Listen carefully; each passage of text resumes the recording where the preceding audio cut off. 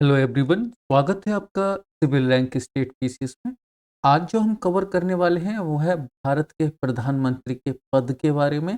भारत के प्रधानमंत्री के चयन की प्रक्रिया, उनके शपथ, कार्यकाल, वेतन, प्रधानमंत्री की शक्तियाँ, जिम्मेदारियाँ और मंत्रिपरिषद से संबंधित सारे प्रश्नों को देखेंगे। ये प्रमुख तथ्य रहेंगे, आयोग के द्वारा पूछे जाने पर आप उनके आंसर दे पाएंगे। तो प्रधानमंत्री की नियुक्ति की बात करेंगे कि कौन नियुक्ति करता है। तो प्रधानमंत्री की नियुक्ति जो है राष्ट्रपति के द्वारा की जाती है। शपथ कौन दिलाता है? तो भारत के जो राष्ट्रपति होते हैं वही प्रधानमंत्री को शपथ दिलाते हैं। कार्यकाल और वेतन की भी बात करेंगे। आपको शॉर्ट टर्म में बता देता हूँ, कार्यकाल प्रधानमंत्री का निश्चित नहीं है। तो यदि एग्जाम में पूछा जाए कि प्रधानमंत्री का कार्यकाल है 5 वर्ष, 6 वर्ष, 4 वर्ष या लिखा जाए निश्चित नहीं है, तो आपको लिखना है और बताना है कि कार्यकाल निश्चित नहीं है। इस तरह से आपको कार्यकाल को बताना है एग्जाम में। और वेतन कौन डिसाइड करता है कि भारत के प्रधानमंत्री को या मंत्रिपरिषद को कितना वेतन दिया जाएगा, इसका भी निर्धारण संसद के द्वारा किया जाता है। प्रधानमंत्री की शक्तियाँ क्या हैं, जिम्मेदारियाँ क्या है और मंत्रिपरिषद से संबंधित कार्य क्या-क्या हैं। तो ये सारे टॉपिक्स हम कवर करने वाले हैं आज की क्लास में। सिविल रैंक आपको एकदम 100% एग्ज़ाम ओरिएंटेड कंटेंट प्रोवाइड कराता है। तो आप हमारे साथ बने रहिए और शुरुआत करते हैं प्रधानमंत्री के पद की। प्रधानमंत्री भारत की राजनीतिक व्यवस्था में प्रधानमंत्री सरकार के मुखिया होते हैं। जो सरकार होती है, जो संसद से जो सरकार चलती है, पूरे भारत देश का जो केंद्र सरकार होती है, केंद्र सरकार के जो मुखिया होते हैं, वो प्रधानमंत्री होते हैं। वस्तुतः राष्ट्र अध्यक्ष होते हैं वो। राष्ट्रपति जो है नाम मात्र के होते हैं, लेकिन वास्तविक जो है शक्तियाँ प्रधानमंत्री में निहित होती हैं। भारत के राष्ट्रपति के द्वारा प्रधानमंत्री की नियुक्ति की जाती है। तो आपको यहाँ ये बात ध्यान रखने की है कि प्रधानमंत्री का चयन नहीं किया जाता, बल्कि उनको नियुक्त किया जाता है और वह उस दल का गठबंधन का नेता होता है जिसके पास भारत की संसद के निचले सदन का मतलब होता है लोकसभा में बहुमत सीटें होती हैं। प्रधानमंत्री सरकार के प्रशासन के लिए जिम्मेदार होते हैं और सरकार की नीतियों के मुख्य प्रवक्ता के रूप में कार्य करते हैं। अनुच्छेद 75 के तहत मंत्रिपरिषद की नियुक्ति राष्ट्रपति के द्वारा प्रधानमंत्री की सलाह पर की जाती है। आपको यहाँ तक क्लियर हो जाना चाहिए। अनुच्छेद 74 में कहा गया है कि राष्ट्रपति की सहायता और सलाह देने के लिए प्रधानमंत्री की अध्यक्षता में मंत्रिपरिषद होगी। इस प्रकार अन्य मंत्री प्रधानमंत्री के निर्देश में कार्य करते हैं। तो प्रधानमंत्री के पद की बात, चयन की बात किस में हो रही है? भारत के संविधान के अनुच्छेद 75 में ये बात हो रही है।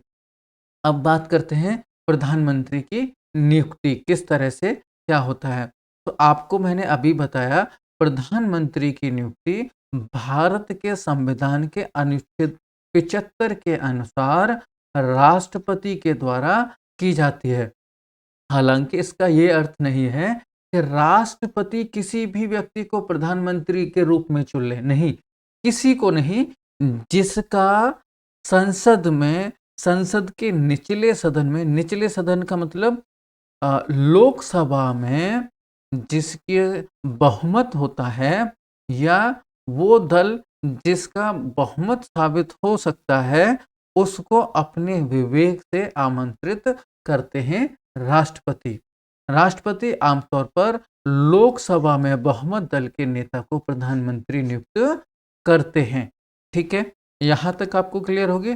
जब लोकसभा में किसी भी पार्टी को स्पष्ट बहुमत न मिले, आयोग का फेवरेट लाइन है ये, जब भी आयोग पूछता है तो यहाँ से ही प्रश्न बनाता है कि जब लोकसभा में किसी भी पार्टी को स्पष्ट बहुमत नहीं मिलता है, तो राष्ट्रपति प्रधानमंत्री के चयन और नियुक्ति में अपने विवेक का प्रयोग करते हैं। किस प्रकार से विवेक का प्रयोग करते हैं? प्रधानमंत्री का पद ग्रहण करने से पहले राष्ट्रपति नवनिर्वाचित प्रधानमंत्री को पद और गोपनीयता की शपथ दिलाते हैं। तो कौन दिलाते हैं? राष्ट्रपति। प्रधानमंत्री का कार्यकाल निश्चित नहीं होता और वे राष्ट्रपति की इच्छा पर पद धारण करते हैं। हालांकि इसका यह अर्थ नहीं है कि राष्ट्रपति किसी भी समय प्रधानमंत्री को पद से हटा सकते हैं। जब तक प्रधानमंत्री को लोकसभा में बहुमत प्राप्त होता है, राष्ट्रपति उन्हें बर्खास्त नहीं कर सकते। लेकिन यदि वे लोकसभा का विश्वास खो दें, तो उन्हें इस्तीफा देना होगा, अन्यथा राष्ट्रपति उन्हें बर्खास्त कर सकते हैं। प्रधानमंत्री का वेतन और भत्ते संसद द्वारा समय-समय पर, किसके द्वारा? संसद द्वारा समय-समय पर निर्धारित किए जाते हैं। तो प्रधानमंत्री को जो वेतन है, जो सैलरी है, वो कौन देता है? वो संसद के द्वारा दिया जाता है। आपको यहाँ तक क्लियर हो गया? अब प्रधानमंत्री की शक्तियों के बारे में समझ लेते हैं। उनकी क्या शक्तियाँ हैं, वो क्या पावर रखते हैं। प्रधानमंत्री केंद्रीय मंत्रिपरिषद के प्रमुख होते हैं। जो कैबिनेट मिनिस्टर होते हैं, जो कैबिनेट होती है, उसके प्रमुख होते हैं प्रधानमंत्री। प्रधानमंत्री लोकसभा या राज्यसभा के सदस्य होते हैं और दोनों सदनों की कार्यवाही में भाग ले सकते हैं। वे संसद सत्रों के आयोजन और स्थगन तथा लोकसभा के विघटन के संबंध में राष्ट्रपति को सलाह देते हैं। राष्ट्रीय आपातकाल के समय प्रधानमंत्री भारत की सुरक्षा की रक्षा के लिए उठाए जाने वाले उपाय पर राष्ट्रपति को सलाह देते हैं। प्रधानमंत्री और मंत्रिपरिषद राष्ट्रपति को उच्च न्यायपालिका और राज्यपाल, मुख्य चुनाव आयोग, भारत के नियंत्रक एवं महालेखा परीक्षक और भारत के अटॉर्नी जनरल जैसे प्रमुख प्रशासनिक पदों पर नियुक्तियों के संबंध में सलाह देते हैं। तो कौन देते हैं? प्रधानमंत्री। प्रधानमंत्री की सलाह पर सीएजी, अटॉर्नी जनरल और चुनाव आयुक्त, राज्यपाल, इनकी नियुक्ति होती है और अन्य पद भी शामिल हैं। प्रधानमंत्री देश के समग्र आर्थिक और वित्तीय प्रबंधन के लिए जिम्मेदार होते हैं। इस बार आयोग ने ये वाला प्रश्न पूछा था, आप इस पर ध्यान दीजिए। यदि आपको पता है तो प्रधानमंत्री देश के समग्र आर्थिक और वित्तीय प्रबंधन के लिए जिम्मेदार होते हैं, ये पूछा था और स्टेटमेंट में दे रखा था कौन सा सही है। पहला और दूसरा, दूसरा और तीसरा, इस तरह से स्टेटमेंट दे रखे थे। तो ये बात 100% सही थी कि प्रधानमंत्री देश के समग्र मतलब सभी आर्थिक और वित्तीय प्रबंधन के लिए जिम्मेदार होते हैं। अब बात कर लेते हैं प्रधानमंत्री के कार्य और जिम्मेदारियां। वो क्या-क्या जिम्मेदारी रखते हैं? राष्ट्रपति द्वारा मंत्रियों के रूप में नियुक्त किए लिए व्यक्तियों की सिफारिश करना, यानी कि क्या कार्य करते हैं कि जो मंत्री बनते हैं, जो भी लोग मंत्री बनते हैं, तो कौन-कौन बनेगा उनका नाम जो लिस्ट जो दी जाती है, जैसे ए, बी, सी, डी जो नाम दिए जाते हैं, वो राष्ट्रपति को प्रधानमंत्री देते हैं और फिर उनको राष्ट्रपति चयन करते हैं। ये बात समझ में आ गई?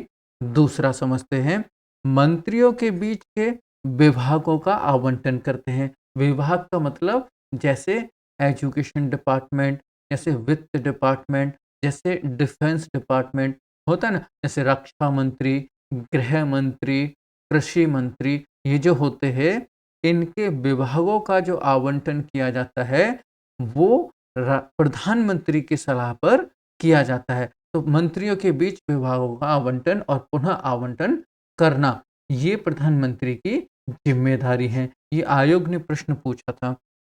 किसी मंत्री से इस्तीफा मांगना या राष्ट्रपति को मतभेद होने की स्थिति में उन्हें बर्खास्त करने की सलाह देना। ये कौन करते हैं? प्रधानमंत्री। मंत्रिपरिषद की बैठकों की अध्यक्षता करना और उसके निर्णयों को प्रभावित करना, सभी मंत्रियों की गतिविधियों का मार्गदर्शन, निर्देशन, नियंत्रण और समन्वय करना, पद से इस्तीफा देकर मंत्रिपरिषद के वेतन का कारण बनना, ये सारे कार्य प्रधानमंत्री के होते हैं। तो आपको क्या-क्या समझ में आया? सबसे पहले जो प्रधानमंत्री का जो पद है यहाँ ले लेते हैं। जो प्रधानमंत्री का पद है, वो भारत के संविधान के आर्टिकल 75 में दे रखा है। यहाँ तक की बात समझ में आ गई। दूसरा, प्रधानमंत्री का जो वेतन है, वो संसद के द्वारा निर्धारित किया जाता है। संसद, ठीक है? संसद के द्वारा निर्धारित किया जाता है। थोड़ा-सा थिकनेस ले लेते हैं, ये 4 पॉइंट वाली। और उसके वेतन के बाद अब शपथ, शपथ जो होती है, शपथ कौन दिलाता है? प्रधानमंत्री को शपथ भारत के राष्ट्रपति के द्वारा दिलाई जाती है। राष्ट्रपति के द्वारा दिलाई जाती है। वेतन हो गया संसद के द्वारा, शपथ हो गई राष्ट्रपति के द्वारा, प्रधानमंत्री का पद हो गया आर्टिकल 75 में। और क्या रह गया? प्रधानमंत्री का वेतन था, शपथ थी। और एक बार देख लेते हैं, अगर आपको रिवीजन के पॉइंट ऑफ व्यू से कुछ भी समझना है तो। और हमारा रह गया था कार्यकाल। कार्यकाल जो है प्रधानमंत्री का, कार्यकाल जो है निश्चित नहीं होता। कार्यकाल निश्चित नहीं होता, ठीक है? वो बहुमत के आधार पर उनका कार्यकाल चलता है, लेकिन अधिकतम 5 वर्ष तक ही सरकार चल सकती है। फिर उसके बाद चुनाव होते हैं और फिर चुनाव में अगर दोबारा बहुमत मिलता है, तो फिर उनको राष्ट्रपति नियुक्त करते हैं। प्रधानमंत्री की शक्तियाँ और ज़िम्मेदारियाँ। ज़िम्मेदारी और मंत्रिपरिषद, ये सारी क्या है? भारत के प्रधानमंत्री की जो ज़िम्मेदारी है, वो राष्ट्रपति को सलाह देना है। सलाह देना। ये मुख्य कार्य है प्रधानमंत्री के, जो एग्ज़ाम में पूछे जाते हैं। यहाँ तक समझ में आ गया? और जो आयोग अक्सर कर पूछ लेता है, एक ये और है, आर्टिकल 74 अनुच्छेद 74 ए में राष्ट्रपति की सहायता और सलाह देने के लिए प्रधानमंत्री की अध्यक्षता में मंत्रिपरिषद होगी। तो मंत्रिपरिषद का जो प्रावधान है, वो भारत के संविधान के आर्टिकल 74 ए में दे रखा है। यहाँ तक आपके सारे टॉपिक पॉइंट क्लियर हो गए होंगे, मुझे उम्मीद है। यदि आपका कोई प्रश्न है तो आप हमसे कमेंट में पूछ सकते हैं। आपसे एक छोटी-सी रिक्वेस्ट है कि अगर वीडियो पसंद आया हो तो लाइक कीजिए और चैनल को सब्सक्राइब कर लीजिए। यदि आप पीडीएफ पाना चाहते हैं तो ये टेलीग्राम चैनल का लिंक है। आप यहाँ से लिंक को जॉइन कर लीजिए और हमारे टेलीग्राम चैनल पर ये सारी पीडीएफ आपको प्राप्त हो जाएँगी 100% फ्री में। यदि आप यूपीपीएससी का इंडियन पॉलिटी का कंप्लीट सॉल्यूशन देखना चाहते हैं, तो हमारे यहाँ पे प्लेलिस्ट बनी हुई है। आप इस प्लेलिस्ट में जाके सारी क्लास कर लीजिए, सारा कवर है, सारी चीज़ें कवर है। आज की क्लास में इतना ही, बाकी अगली क्लास में मिलते हैं। जय हिंद, जय भारत।